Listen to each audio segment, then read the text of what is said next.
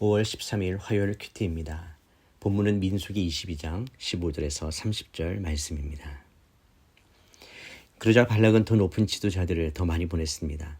그들이 발람에게 와서 말했습니다. 십보리 아들 발락께서 말씀하셨습니다. 제발 주저하지 말고 내게 와라. 내가 너를 정말로 귀하게 대하고 내가 원하는 것을 무엇이든 해주겠다. 제발 와서 나를 위해 저 백성에게 저주를 퍼부어라. 그러나 발람은 그들에게 대답했습니다.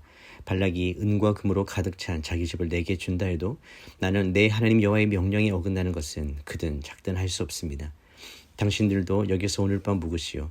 그러면 여호와께서 내게 무슨 말씀을 더 하시는지 알려주겠습니다. 그날 밤 하나님께서 발람에게 와서 말씀하셨습니다. 이 사람들이 너를 부르러 왔으면 그들과 함께 가거라. 하지만 너는 내가 네게 말하는 것만 해야 한다. 발람은 아침에 일어나 나귀의 안장을 얹고 모압의 지도자들과 함께 갔습니다. 그러나 하나님께서는 그가 가는 것에 대해 진노하셨습니다. 그래서 여호와의 천사가 그를 대적하기 위해 길 가운데 섰습니다. 발람은 나귀를 타고 있었고 그의 두 종들이 그와 함께 있었습니다. 나귀는 여호와의 천사가 칼을 손에 빼든 채 길에 서 있는 것을 보고는 길에서 벗어나 밭으로 들어갔습니다. 발람이 길로 돌아가게 하려고 나귀를 때렸습니다. 그러자 여호와의 천사가 두 포도원 벽 사이의 좁은 길에 섰습니다. 나귀는 여호와의 천사를 보고 벽 쪽으로 몸을 바짝 붙였고 발람의 발은 벽에 짓눌리게 됐습니다. 그러자 그가 다시 나귀를 때렸습니다. 그때 여호와의 천사가 앞으로 나와 오른쪽이나 왼쪽으로 벗어날 수 없는 좁은 곳에 섰습니다. 나귀가 여호와의 천사를 보자 발람 밑에서 주저앉았습니다. 그러자 발람이 화가 나서 지팡이로 나귀를 때렸습니다. 그때 여호와께서 나귀의 입을 열어주시자 나귀가 발람에게 말했습니다. 내가 뭘 했다고 나를 이렇게 3번씩이나 때립니까? 발람이 나귀에게 말했습니다. 네가 나를 우롱하지 않았느냐? 내 손에 칼이 있었다면 지금 당장 너를 죽였을 것이다. 나귀가 발람에게 말했습니다. 나는 당신이 오늘까지 항상 타고 다니던 당신 나귀가 아닙니까? 내가 당신에게 이런 식으로 행동하는 버릇이 있었습니까? 그가 말했습니다. 없었다. 본문 요약입니다. 발락은 발람의 거절에도 불구하고 더 많은 고관들과 더 많은 보상을 약속하며 다시 사람을 보냅니다. 이에 발람은 다시 여호와께 묻는데 이번에는 하나님이 그들과 함께 거되 명령한 말만 하라고 허락하십니다. 그러나 발람이 길을 떠나자 여호와의 진노가 일어나 여호와의 사자가 칼을 들고 길에서 그를 박습니다. 이 장면은 발람이 보지 못하는 가운데 그의 나귀만이 여호와의 사자를 3번이나 보고 피하는 상황으로 이어지고 결국 하나님은 나귀의 입을 열어서 발람에게 말을 하게 하시며 발람의 눈을 열어 여호와의 사자를 보게 하십니다.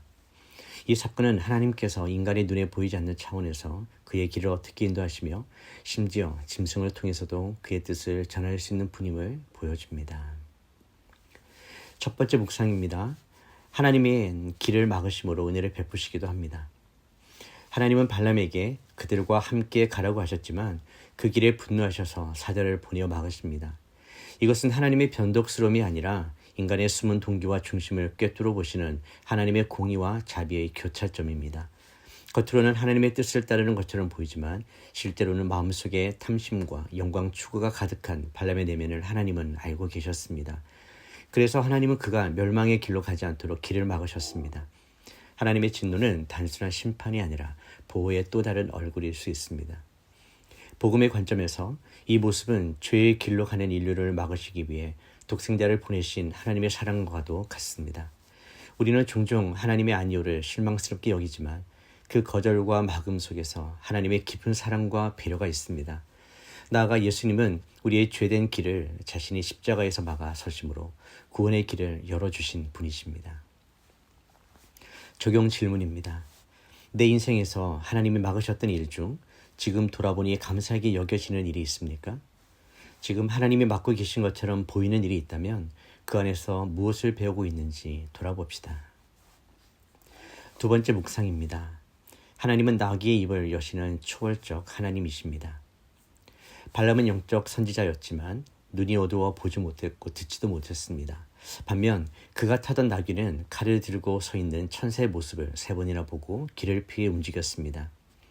하나님은 인간보다 미천한 짐승의 눈을 열어 하나님의 사자를 보게 하셨고 나귀의 입을 열어 인간과 대화하게 하셨습니다.